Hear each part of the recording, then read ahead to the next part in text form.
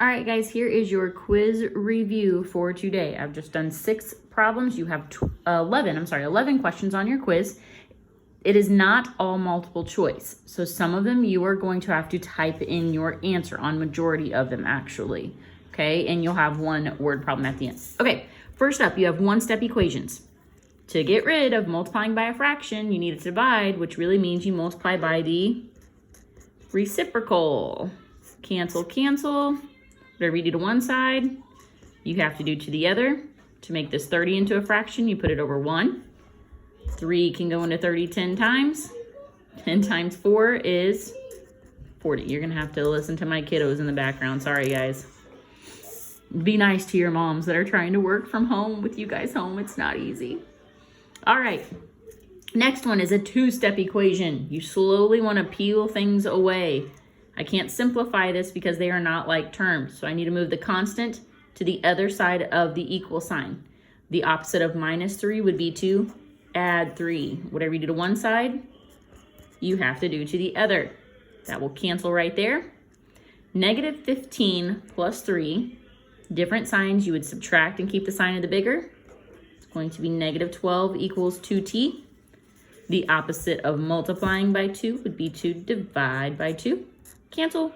Whatever you do to one side, you do to the other. -12 divided by 2 is -6. Whoops, there we go.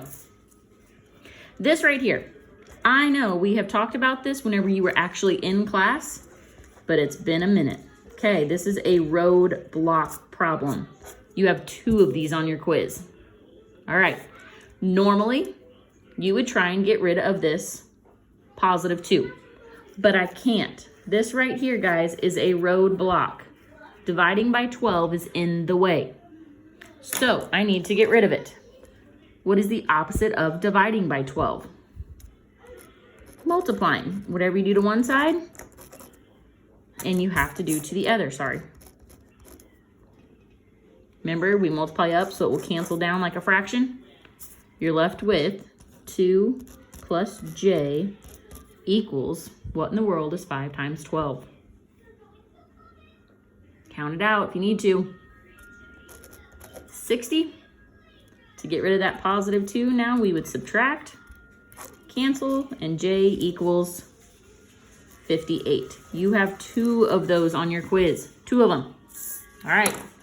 Switching back. Now we're to the back. If you were in class, it would be the back side of your quiz. But these are, again, multi-step. This is variables on each side. The first thing, if I were you, that I would do, I would look through. I can't distribute. I can't combine like terms. I could probably put a 1 in front of that x to help me out. Okay, move your variables to one side. I'm going to subtract the 1x over because it's smaller and easier. Cancel over there. 2x minus 1x is 1x. Bring down everything you did not mess with. So 1x minus 7, the equal sign comes down. Equals +10, so it just equals 10. The opposite of subtracting 7 would be to add 7. Whatever you do to one side, do to the other. That 1 isn't really serving a purpose anymore, so I'm going to drop it. And x equals 17, and you are all done. Okay. The next 2, sharing chips, at least they're being nice, are your special case ones, okay? You have 2 of these on your quiz. Special case means they end with an answer that is either balanced or unbalanced. All of your variables cancel out.